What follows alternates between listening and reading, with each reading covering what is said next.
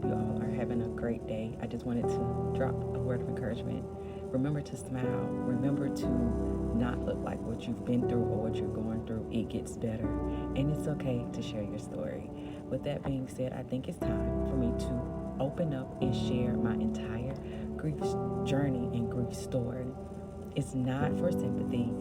It is to show you how you can go from your most darkest moments to smiling. Like there is light at the end of the tunnel. Yes, during grief, you do see light. Do you ever get over it? No, but there is still some light. So I just wanted to share that with y'all that I will be sharing my story. Stay encouraged. Remember that you're loved no matter what. Have an awesome day. Bye. Hey, everybody. I hope you all are doing well. Today, I'm going to share part of my story on tragically losing my mom. This is more of a how I survived grief, how did I get through this, and how does it feel to be like a motherless daughter, these past 10 years. So we'll start back in October 2014. It was October 3rd, 2014 to be exact. I was at work, sitting at my desk, and I had got a call from like my aunt. And the type of job I was working at the time, I just couldn't answer my phone like that. And then I got a call from my pops, and then he called again. So I was like, I remember texting my mama like, hey, everything okay? And she didn't respond. So I called my pops back. I can't remember. He called me back, and on the other end of the phone, I could hear the sadness in his voice, and was like, your mom has been in an accident. And that's all I heard. I totally blacked out. Yeah. My manager at the time, she grabbed my phone to try to understand what was going on, to talk to my dad. And one of my coworkers, who actually is my sister, Janika, she was there. And her and my manager, Monica, both just held me. And they were there for me. And it was like silence in our office. Like, if you worked with me, you knew how close me and my mama was. So at that time, I really didn't know what was going on. So they called Jay to come to my job to come get me. And I can't remember the time frame of how long everything took.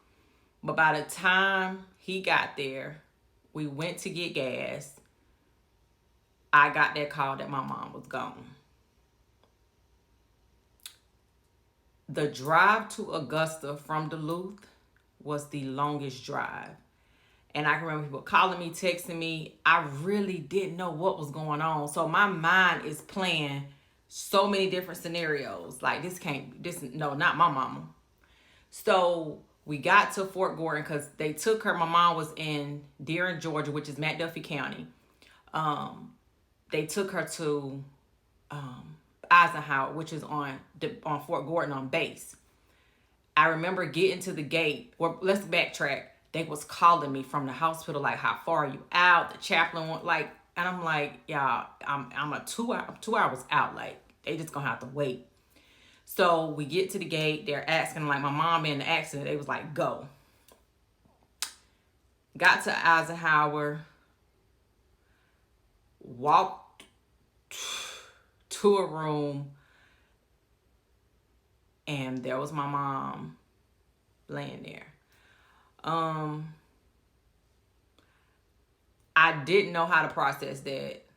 I remember looking at my aunt and was like, she needs to wake up. Like, my mama needs to wake up. Like, who did this to her? Like, I felt so many emotions. So they was like, it was time for them to take her. They had to take her like I think GBI was there to get her, to take her to do whatever they needed to do. And my parents lived off Bel Air Road. We were at Fort Gordon. It was on Fort Gordon. So it's not a long distance. So from the time we left the hospital, when I went to my parents' house, it probably was maybe less than 10 minutes, or maybe right at 10 minutes. All I could think of, how the hell I'm going to get through this? Like, I didn't know what was next. And if you knew my mama, y'all know my mom was always on her business. Like Angie didn't play. Angie was on her business. And that's all I could hear was her telling me, you need to take care of my business. You need to get to that house. You need to get to this. You need to handle my business. And so it instantly went from I'm sad, I don't know what just happened, to I need to handle business. So we get to the house, everybody started coming to the house. Y'all, I felt numb. I felt empty. I was confused. I was mad. I was sad. I just didn't know how to feel. But I knew I needed to take care of my mama's business. That's all. I had to boss up and take care of her business. So that was on a Friday. I stayed in Peachtree Corners at the time. I stayed there Friday, Saturday. Y'all, I went to church Sunday morning. My best friend, Ty, she called to check on me. She said, go to church, baby girl. And it's crazy it may sound to some people, I needed that. I went to church that Sunday. And after we got out of church, I went by my job. And Janika was like, I just want to make sure you eat. She was like, I'm taking you out to eat. We went and got something to eat. And I had to drive back to Augusta by myself. Because Jay was in school and he had to work. So I was like, I'll be fine. Like, I knew I had to go to Augusta and take care of business. And I drove to Augusta, back to Augusta by myself that Sunday.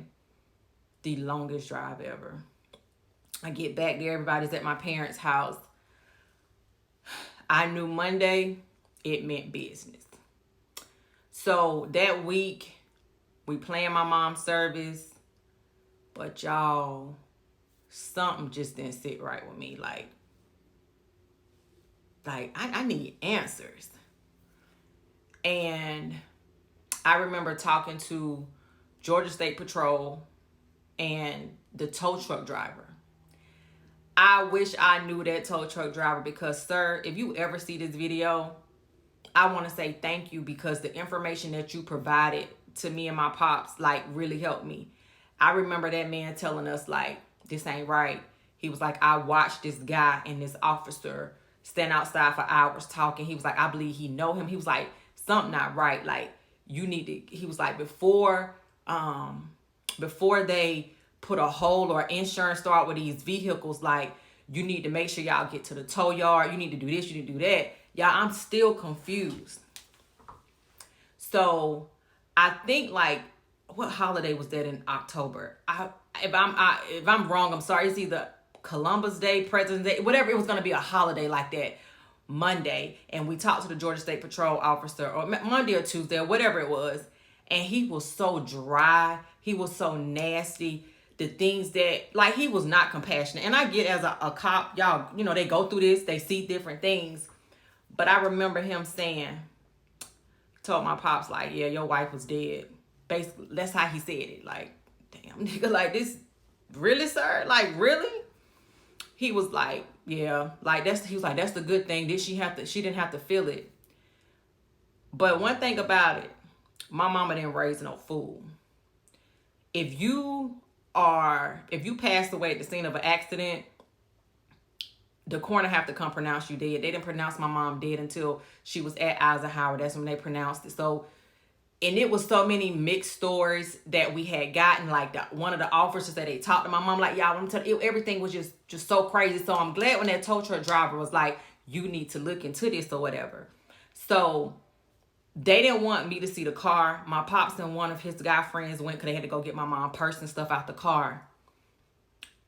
I got pictures of the car, y'all, and I was like, y'all, it's just horrible, just horrible. I did not know what happened, and I know that after this funeral was over, I was going to get the answers because the Georgia State Patrol officer, he lied. He said he was the only officer there. Come to find out, McDuffie County Police was there. There was a witness that he lied about. The police report that we received was different from what the state of Georgia received. Like, it was just so many puzzle pieces that made no sense. But again, my mama always taught me how to handle my business, and I knew I needed to handle this business. I planned my mom's funeral. I think that whole week I didn't shed a tear. Um, Picking out her last outfit, picking out her jewelry, like y'all, I was empty. Like I know what I had to do, what I had to do. And also I wanted to stay strong for my sister and my pops at the time as well. Like my pops had lost his wife and my little sister was 20 at the time. Like I was 29. So it was a little different, for both of them. So I just wanted to make sure that I was there for them in this, going through this. All right, y'all. So I'm back with the next part. So um we planned, like I said, we planned the funeral. It was that Saturday, October the 11th. It was breast cancer month. My mom was an advocate for breast cancer because my grandmother had breast cancer. So, everybody had on their beautiful pink. We did pink and black. Like, y'all, I don't know, like, so much was happening that weekend. Like, it was my high school homecoming. Like, and I'm still trying to process this. So we got through the funeral, got to the cemetery, and I believe then I was like, yeah, this is real. She's not coming back. That was rough for me. And it was over. Like the funeral was over. And for anybody that have to go through this, I'm gonna be honest with you. This from my experience. Planning the funeral was easy. It's navigating life after that. What's the worst? What's the hardest? Because my mom was killed in a car accident, going through that was hard. Listening to stories and investigating things and hiring a private investigator. Like, yeah, the whole 9 yards. So when I tell people, I technically did not start grieving until maybe like 2 or 3 years later. And I was honest, like I didn't start the process till a few years later. So I knew I was going back home. I probably went home that Sunday or maybe that Monday after the funeral.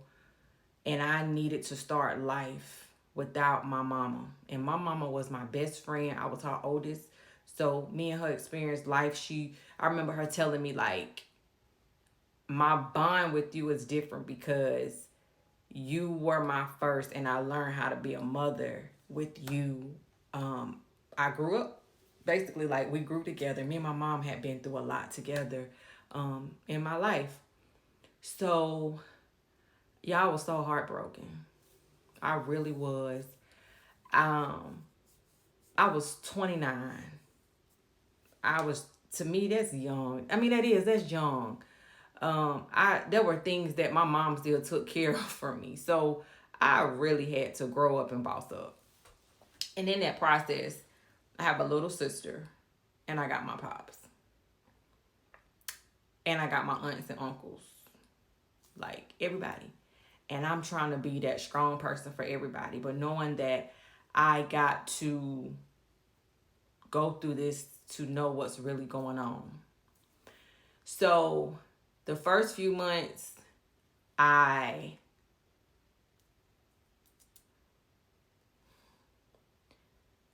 don't know. It was kind of like a blur for me.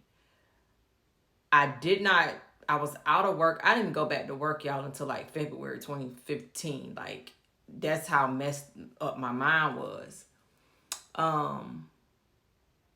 The holidays was rough.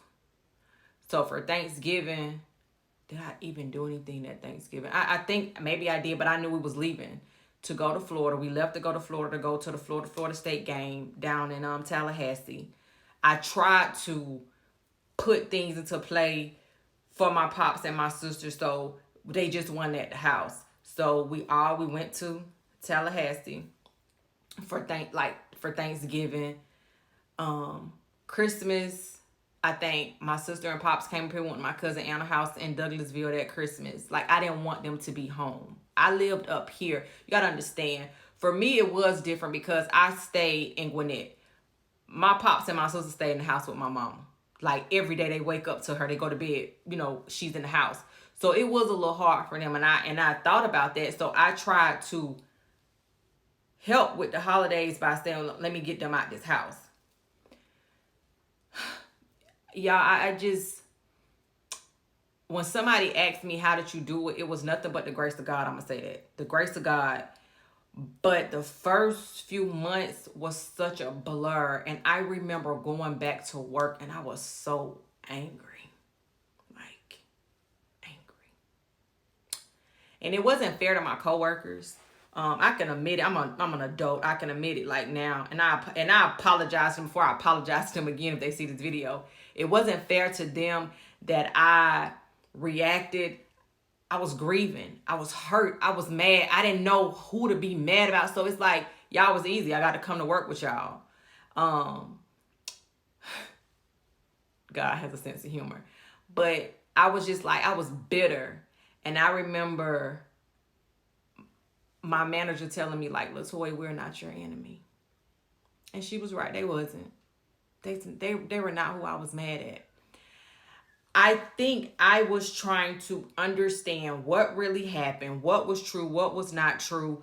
The same time trying to be this amazing big sister, a great daughter, and still show up for those in my life, show up for myself. I was trying to do all of that, and I didn't want to seem vulnerable. I didn't want to seem weak or anything. So I did a lot of things to try to take my mind off it. I shopped. I spent so much money. I traveled a lot within the first year, like, cause I was like, I gotta figure out a way. Like, I didn't, how some people result to just sitting at home being depressed, eating. No, like I needed to be outside of my house. Like that's what helped me in the beginning as well. But y'all, when I had to start digging, it got real. And I'm going to do that in the next part, like everything that I found out, that like that'll be a whole part by itself. But when people have never experienced a loss, especially a tragic loss, they don't understand why you react the way you react. They don't understand your emotions from day to day. So that's why I say lead with grace. When somebody is going through loss and grief, lead with grace, because they're not upset with you. They're upset at what's going on. They're going to miss their loved one. Just give them grace. And y'all, I went through so many emotions, and I thank God for my circle.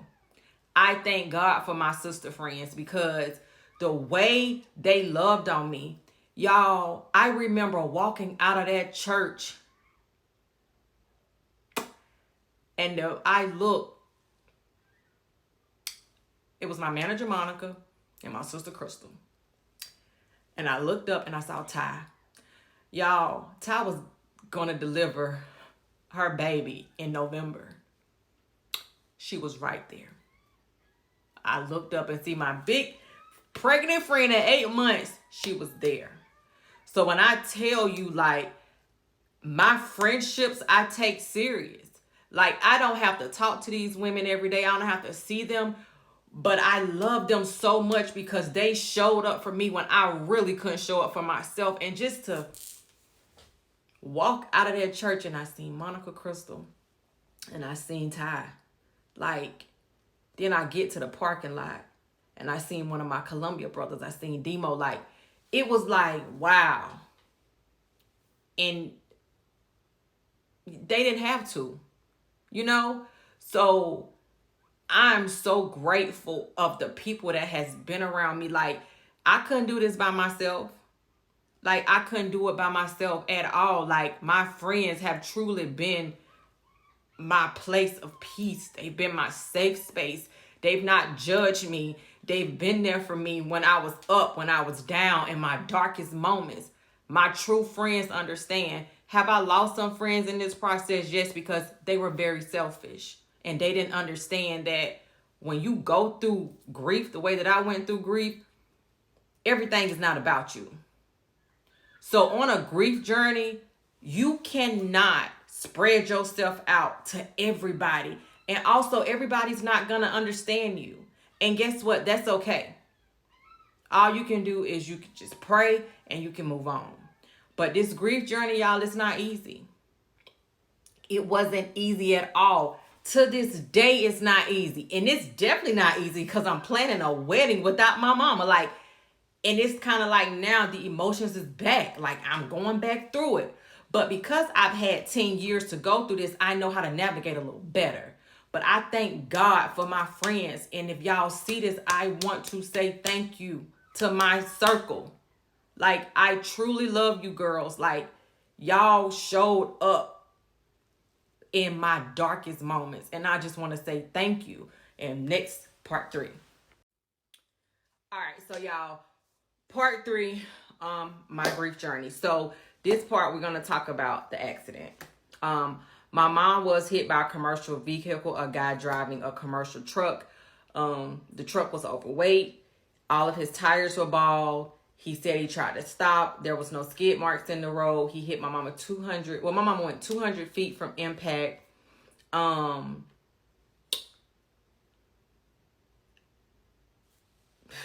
mom was she worked in the field to see her patients. So she was going from one patient house to another patient house. And I think it was like a stop sign. And he hit her. He T-boned her. The story we got is that my mom accelerated out and all of this, whatever. It had rained that day, so the roads was wet. The guy avoided DOT because he knew his truck was overweighted. So it was little small things like that we found out. Though that was like the basic. That's what happened. Like, he T-boned her. And I will say this. I don't blame this man. Do I feel like this man woke up with intentions on hitting my mom? Absolutely not. He didn't know my mom. My mom didn't know him. I can say this now, things happen for a reason. God allows us to go through things for a reason. It wasn't him that I was so angry with. It was the process. And it was how Georgia State Patrol handled everything. So we're just going to fast forward a little bit. Once I got the pictures, once I got the police report, and nothing, it didn't seem right to me. So y'all know me. I think I'm an attorney anyway. So I started doing my own research. I started digging into some things and just something went right. Like, this is my mama. I want justice for my mama. Y'all, when I remember my pops asking this guy on the phone, the Georgia State Patrol officer, like, is there going to be a court date, a citation, any tickets? And that man was like, no, your wife was at fault. Yeah. And I'm saying this how this man said, it says, your wife was at fault. She pulled out in front of him. I spent hours talking to this man. I believe his story. My pops was like, so are y'all going to run a toxicology report on him? He was like, no, but they run a toxicology report on my mom. And let's be honest, it was her word. She's a deceased woman versus this man. Y'all, this story is crazy. It was a white man that hit my mama, but they said it was a black guy. Crazy, y'all. If you know about Darren, it's in the country town. It's in the backwoods of McDuffie County. You got Thompson, Darren, Warrenton, all of that in that little area. So, I mean, it was what it was.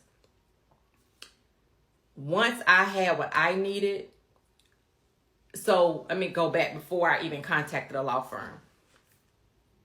I contacted Georgia State Patrol in Atlanta. I filed a complaint. They went to his superior out of Madison, Georgia. And they got a statement. They sent me a copy of his statement. They sent me a copy of their findings.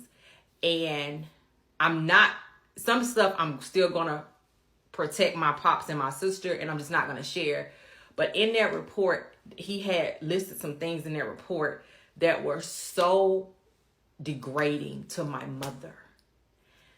In so many words, he tried to say like my mama tried to commit suicide, like crazy. So that really ticked me off. And I knew at that point, like somebody else, y'all, even our insurance agent at the time told us, you need to get some lawyers involved to investigate this. Yeah. So I didn't want to use any attorneys in Augusta. No shade to any of them. I didn't know who knew who. So no. So I contacted the Cochran firm in Atlanta. Shout out to Gary and Sean. They were amazing. They gathered all the information. They hired a private investigator, which was an ex-Georgia State Patrol officer. Y'all, there was a witness. They found the witness.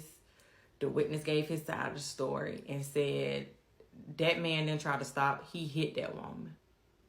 The witness had talked to my mom. Remember I told y'all Georgia State Patrol told my dad, oh, she was dead when we got there. Good thing she didn't have, one thing I will say, she didn't suffer. This what he said to my pops. My mom, this happened on October the 3rd. This is what he's telling us on October the 6th. Like, no compassion at all. So, and I kind of wish I would have recorded it. I do. I know people say, you're not supposed to record people. I just wish I could have recorded that. I wish. Because, y'all, he was supposed to meet us at the Loves in Thompson. At first, he was supposed to meet us at the Loves to take us to the tow yard. Me and my pops rode up there, y'all. This man never came. I called the office that he worked out of, and the lady was like, that's strange that he would even tell y'all that they're off today, because it was that holiday. It was like, he's off. Like, why would he tell y'all he was going to meet y'all and he was off? I knew then he playing games, and you got the wrong one. Y'all, I don't question God. I don't doubt God. I know things happen. God allows us to go through things. But in that moment, I'm getting justice for my mama. This is my mama. And no, like, I ain't like that. So I gave all this information to our attorneys. They did what they had to do. I found out some things in the midst of this that still bothers me to this day. Of course, everything goes through insurance companies and attorneys and things like that. So it's some things that I can't share, that I won't share. But just know this. If you try to go against Georgia State Patrol, it's a waste of time. They work together, and it is what it is. Shout out to y'all. Like, it is what it is. I have no respect for them, and I can boldly say that. Like, I was mad. Like, that's how I felt. Like, I don't respect y'all. One of y'all own, he lied. Like, he lied, y'all. He lied. He big lied on my mama. So we went through this whole legal process that took from maybe the end of 2014 to like 2016. So when I say, like, I really didn't have time to grieve, y'all, I did not have time to grieve. Like, I had to sit in rooms, y'all, and play this story over and over again. I had to look at these pictures of this man's truck, my mom's car, looking at these 6-ball tires on this commercial vehicle. Like, I had to look at everything. Yeah, it was just crazy. So I had to keep hearing this. And then once we found out that there was a witness, and we got the witness statement, like, y'all, it was like my heart just broke all over again. So I really didn't have time. Like, I wanted justice for my mama. And I remember sitting in mediation one day, and the mediator was like, there's not a dollar amount that can bring your mama back. And I told him, like, I don't care. There is no amount of money that would ever make me feel better. There's no amount of money that would ever close this wound in my heart. Like, so, you know, insurance companies that work for their clients, like, I don't care about all of this. I just want justice for my mama. Like, you're right. There's no amount of, no dollar sign that you can throw in my face. And I'm like, okay, yes, all is forgiven. No, like, that's not where I was at then, you know. But just to have to continue to sit and listen to this story and hear it all play out and watching the pictures, and y'all, it was like, it was hurtful. Like, and this is when I became mad at God. I was angry. I was like, God, my mom was one of the sweetest people on this earth. She would give the shirt off her back to anybody. Like, why her? This is then, y'all. I was like, why her? Like, if anybody, not my mama. Like, she was supposed to be here until she was like 175 years old, y'all. That's how I thought. You may hear me make little funny things, y'all. That's how I deal with grief. Like, I have to make myself laugh because, y'all, honestly, this is still hard. Like, even making these videos is real hard for me because my mama was like my best friend and I miss her. There's not a day I don't think about her. I don't see her in my dreams. Like, I just miss my mama. All right, so we back to part 4. All righty, y'all. So part 4, when I was mad at God. I was mad at God because I didn't ever think that this would be me. Like, this would be me, 29 years old, getting ready to go into 30, celebrating a milestone, and my mama's gone. Like, that ain't what I was on. So I couldn't understand, like, yeah, I was still going to church, but I was mad. I didn't want to pray. I didn't want to talk to God. I was hurting. Like, I truly was hurting. Like, my feelings was hurt. And I wanted to be mad at somebody. Like, I was angry. But I didn't want those close to me. I didn't want to put that out to them. Like, that wouldn't have been fair. And I was like, I remember, so back then, y'all, I used to get in my car, go get me some Starbucks, and I used to drive to like Johns Creek and go look at those nice big homes. And that's how I used to deal with this grief. And I remember one day I just broke down crying. I was in this neighborhood and people probably thought I was crazy, and I was just crying. And I was like, God, why? Like, why us? Like, why you choose us to experience death like this? Like, it's tragic, like real tragic. Like, and then for us to have to go through a process of lies, like, it was just so much. Like, I just couldn't grasp it. And I remember just crying out to God. And y'all, it's like I felt my mother's presence saying, I didn't raise you like that. I felt it. It was like, I didn't raise you like that. And I remember asking God, I apologize, like, God, I'm sorry that I ever said this. Like, God, please forgive me. I'm just hurt. And I think I needed to go through that because that was going to take me to my next part of grief and healing. Even though I'm still in that period of trying to understand things, but I needed that breakthrough. I needed that cry out. I needed that moment. And it's like I needed to feel my mother's presence. And I needed that. I needed that because that helped me grow to that next level. And y'all, in the midst of this, let me tell y'all, that April of 2015, I was turning 30 that August, and I was planning this big old 30th birthday party. I broke my ankle. So it was like, man, I lost my mom less than a year ago. I have never broken a bone. I broke my ankle. I'm back. I just got back to work February 15th. I break my ankle on April the 30th. Like, I'm back out of work. Everything happens for a reason. I needed that time because I was able to, y'all, I did some days I did sit in my house and I looked at the 4 walls and I was able to just cry out. Y'all, I'm a very strong person. If you know me in my real life, I'm very strong. But in those moments alone, I was able to just break down. I was able to just let it all go. So it was like so much happened. Like, yeah, broke my ankle, was back at home. And I needed to go through that because when I went back to work in July, there had been some changes or whatever with work. It's kind of like a weight was lifted off of me. And I was like, I'm about to go follow my dreams. I had been at Wells Fargo almost 10 years. And I was like, I'm done. And because I had that moment, like from that time that I broke my ankle from like April to July, it was kind of like a reflection time. Like, yes, I'm going through this case with my mom. I'm still grieving it. But also, y'all, I had to like experience what I had to go through that. Like, I had to, because I was able to just like, a weight was lifted off of me. And I was like, I'm going to figure this all out.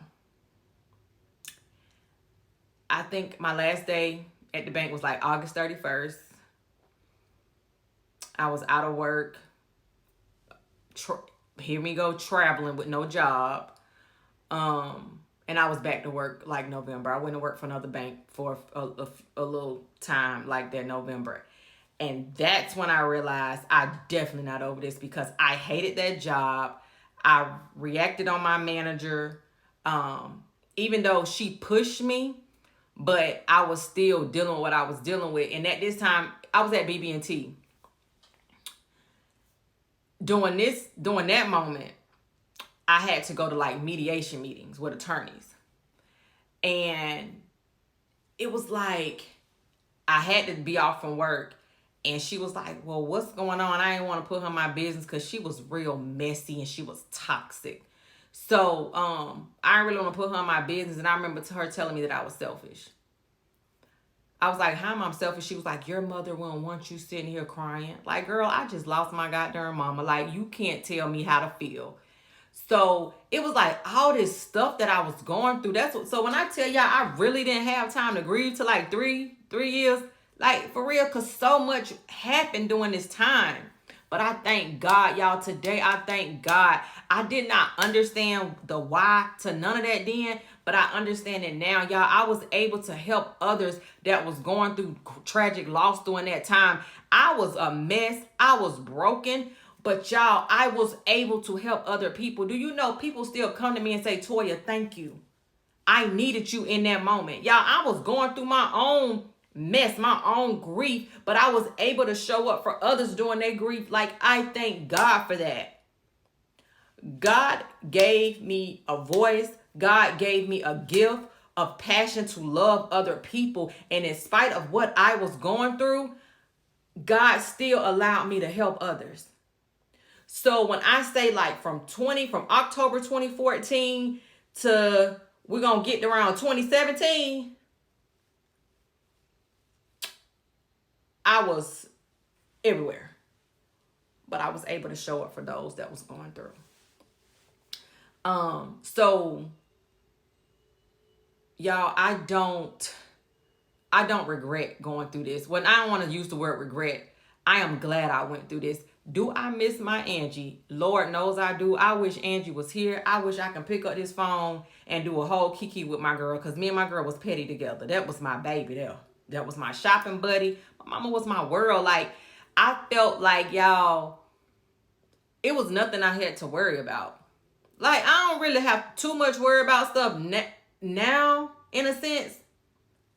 But Angie was, when it come to mother, she was here. Like, that woman, y'all, I was 29 years old. Like, Mom, this going on, that going on. I got you, little girl. I got you, little turd. I got you. But that's just what it was. So, like, y'all, I don't know. Grief is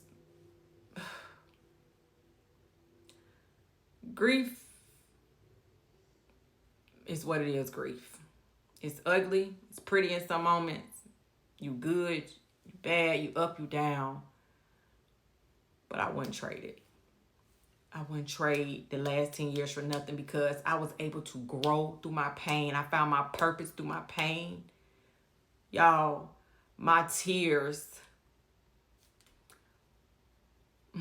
God, I thank you. My tears planted everything in store for me. Like, everything that's blossoming me now, it was those tears during that time that just, I don't want to use the word planted, but the tears watered what God had in the future for me. And I'm very grateful for that.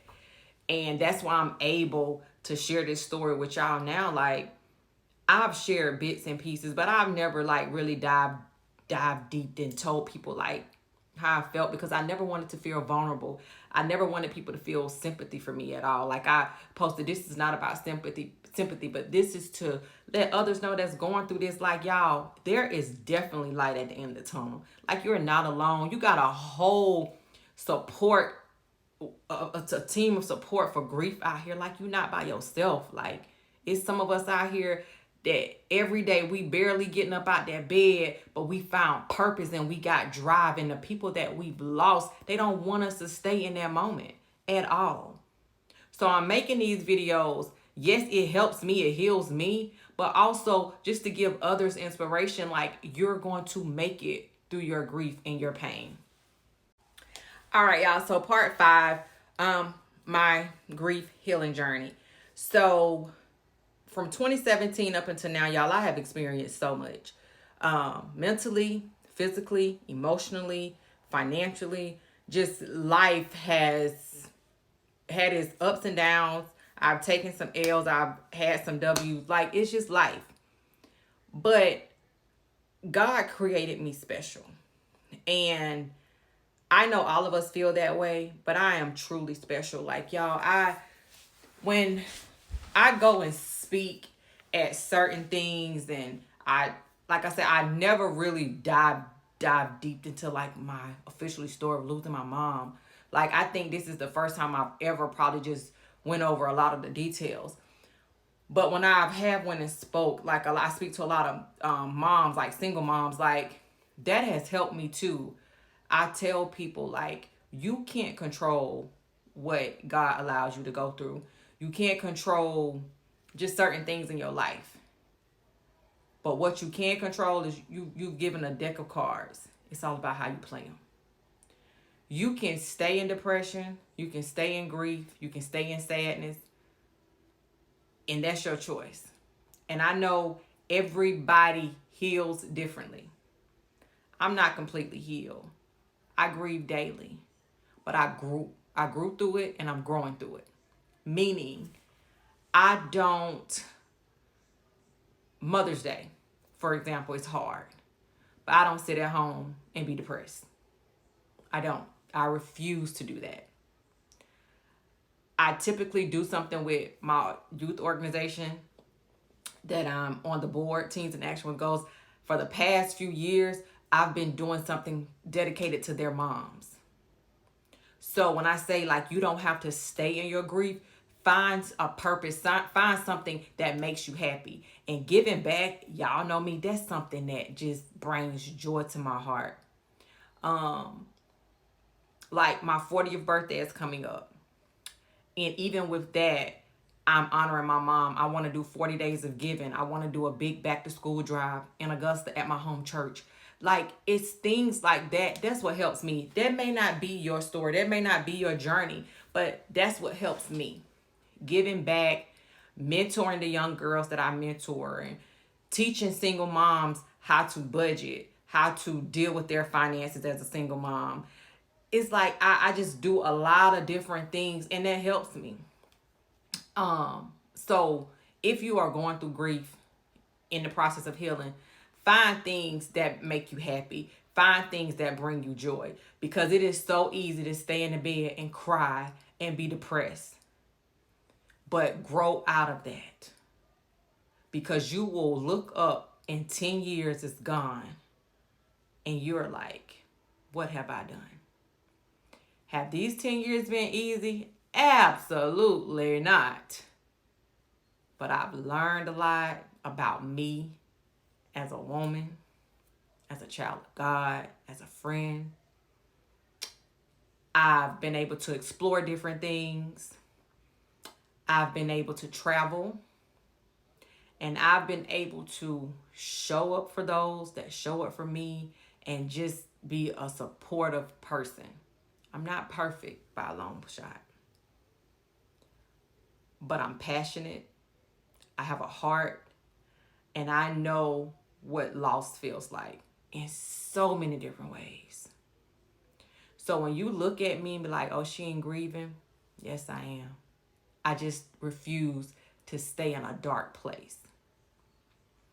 And you have to understand, With grief comes so much. Like we can grieve not even so much of a person, like a person, but you just grieve things in your life. Transitioning from one job to a next, that's sometimes can be grief because you're leaving something that you've always known to do something new. Relationships. Sometimes you have to remove yourself from certain relationships and you go through a healing and grief period. And it's okay. You are not alone. The best advice that I can give somebody that's going through darkness, grief, the loss, especially a loss of a parent, is this: don't stay there. Grow from it. Know that your loved one don't want you to sit at home in that dark room, depressed, eating ice cream, mad at the world, mad at yourself, hating yourself. Get out there and do something to bring you joy. And that's what I do. I took control back over who LaToya is. I took control over my life. If I don't want to do it, I don't do it. If I don't want to answer my phone, I don't answer my phone. If I don't want to say yes, I don't say yes. Because what this has taught me is life is precious.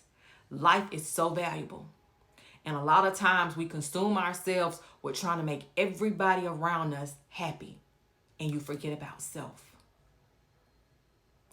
And I never want to be that person. My mom was 51 years old. And I remember my mother telling me, like within that past few years of her life, she was like, LaToya, I'm living. I'm traveling more. I'm loving on my kids. I'm loving on my husband. Like, I am living my life. And I remember her saying, Toya, I thank God every day I wake up to this nice home. She was like, my husband gave me the house that I want. Anything I want, he gives it to me. She's like, so, and then since from 40 to 50, my mom was like in a real good space. And that makes me think, like, you got to just live your life. And you cannot stay in a dark spot.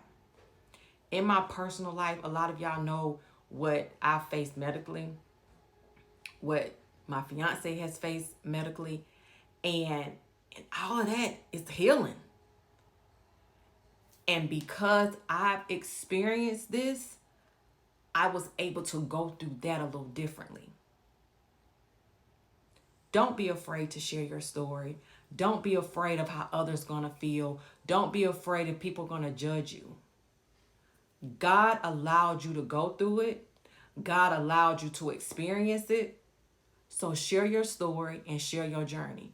You never know who you're going to impact. And I've always said, y'all, I'm a public speaker. I probably can get in front of tens and thousands of people and speak. And that's all well and good. But if I touch one person, I've made a difference. And that makes me happy.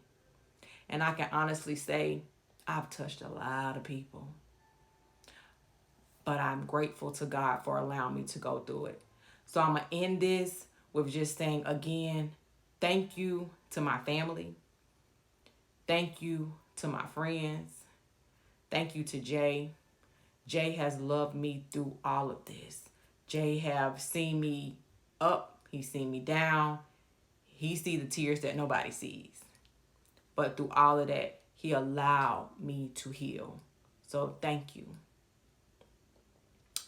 And again, get yourself a circle of friends. You don't even have to speak and they'll understand. There have been times where I was just done and I'll get a text or a call from my sister friends. That was nothing but God. Times I wanted to just overdose on antidepressants. I get a call and say, girl, meet me at Houston's. Let's go have a drink. Let's go somewhere. My best friend, I'm booking a flight. Let's go to Miami. Have people in your life that you don't even gotta speak. They'll just know. With grief and healing, you can't do it alone. Make sure you got some people in your life that ain't gonna bring toxic energy. They're gonna bring that good energy and they're gonna love on you and they're gonna give you grace through it all. I'm grateful for my journey, and I'm not done yet. What God is doing in my life right now, I am amazed. And where He's taking me is my wildest dreams. So I share this story with you all. I hope I impact somebody. And just know that you're not alone, because Toya is going to always be there. Have a good Friday and enjoy your weekend.